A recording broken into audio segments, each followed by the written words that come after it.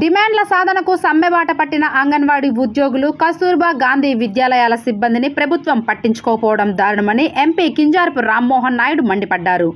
ఉదాసీన వైఖరి వదిలి ఉద్యోగుల సంక్షేమానికి కృషి చేయాలని హితవు పలికారు. ఉద్యోగులకు తనతో పాటు తెలుగుదేశం పార్టీ ఎప్పుడూ అండగా ఉంటామని, అధైర్యపడొద్దని భరోసా ఇచ్చారు. తమ డిమాండ్ల సాధన కోరుతూ శ్రీకాకుళం జిల్లా కలెక్టర్ కార్యాలయం ఆవరణలో అంగన్వాడీలు, కేజీబీవీ చేపట్టిన నిరసన దీక్ష శిబిరాన్ని ఆయన సందర్శించారు. వారికి సంఘీభావం తెలిపి మాట్లాడారు. గత 18 రోజులుగా రాష్ట్ర వ్యాప్తంగా 1,10,000 మంది ఉద్యోగులు రోడ్డుపైనే ఉన్నారని గుర్తు చేశారు. ఆయన ప్రభుత్వం చీమ కుట్టినట్లు కూడా వ్యవహరించకపోవటం, అంగన్వాడీ వ్యవస్థను చిన్నచూపు చూడటమేనని విమర్శించారు. కనీసం సరైన రీతిలో చర్చలకు కూడా ఆహ్వానించకపోవడం సరికాదన్నారు. ప్రభుత్వ తీరుతో ఉద్యోగుల కుటుంబాలతో పాటు కేంద్రంలోని చిన్నారులు సైతం ఇబ్బందులు పడుతున్నారని ఆవేదన వ్యక్తం చేశారు. తెలుగుదేశం ప్రభుత్వం హయాంలో విద్యా ఉపాధ్యాయులు, బోధనా సిబ్బందికి ఎంతో విలువ ఇచ్చేవారని ఎంపీ గుర్తు చేశారు. అయితే ప్రస్తుత ప్రభుత్వంలో విద్యా వ్యవస్థ అంటే కేవలం రంగుల గదులకే పరిమితమని ఆక్షేపించారు. నెల జీతాలు కూడా చెల్లించకుండా ఉద్యోగులను ఇబ్బందులకు గురి చేస్తున్నారని విమర్శించారు. టెట్ క్వాలిఫికేషన్తో పాటు అందరూ కూడా ఒక రాష్ట్ర పాయింట్ అనుసరిస్తూ ఈ ఉద్యోగాలు సాధించాలి సార్. కనీసంగా ఒక 10 సంవత్సరాల నుండి 15 ఏళ్ళు పైబడి ఉన్నాం సార్ మేము. అయితే ఇక్కడ మేము 3 ప్రభుత్వాలు చూసాం సార్.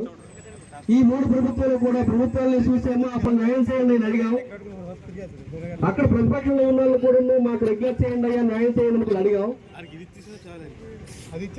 అయితే కొన్ని ప్రభుత్వాలు వాళ్ళంతగా తగినంత వరకు అక్కడ ఉన్నటువంటి ఆర్థిక భారాన్ని అనుసరించి కొంతవరకు నడుచుకున్నాయి.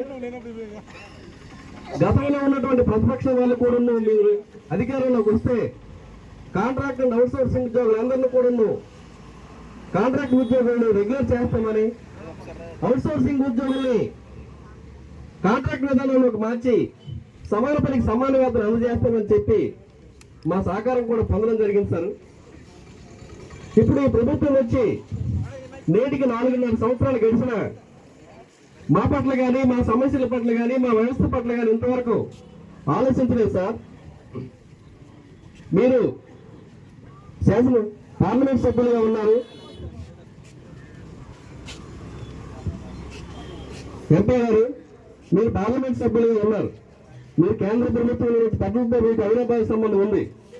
అక్కడ విద్యాశాఖ మంత్రి వారు ఈ ప్రాజెక్ట్ ని పెద్దలు ఇక్కడ ఇది స్టేట్ సెంట్రల్ 2 కూడా కొలాబరేషన్ తో నడుస్తున్నటువంటి ప్రాజెక్ట్ ఇది.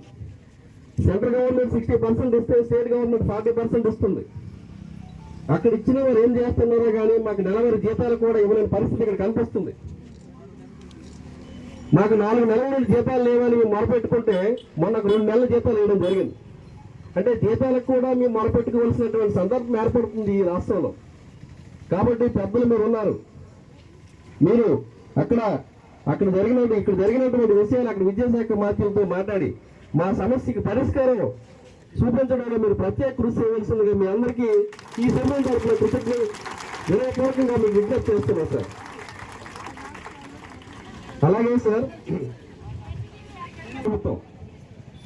మమ్మల్ని కూడా రెగ్యులర్ చేయడానికి ఇప్పుడు ప్రాజెక్ట్ అని, సొసైటీ అని రకరకాల పేర్లతో నెపం పెడుతున్నారు. కొన్ని డిపార్ట్మెంట్లకి రెగ్యులర్ చేసేటప్పుడు లేని ఈ నిబంధనలు మా కాంట్రాక్ట్ ఉద్యోగుల్ని, సమగ్ర శిక్ష అభ్యాసంలో ఉన్నటువంటి ఉద్యోగుల్ని రెగ్యులర్ చేసే విషయంలో ఎందుకు ఇలా తాత్సారం చేస్తున్నారో అర్థం అవట్లేదు. కాబట్టి ఈ ప్రభుత్వం వారు చేస్తారా, లేదనుకుంటే వచ్చే ప్రభుత్వానికి అవకాశం ఇస్తారా అన్నది ఇప్పుడు ఉన్నటువంటి ప్రభుత్వ పెద్దలు ఆలోచించుకోవాల్సినటువంటి విషయం. అయినప్పటికీ మీరు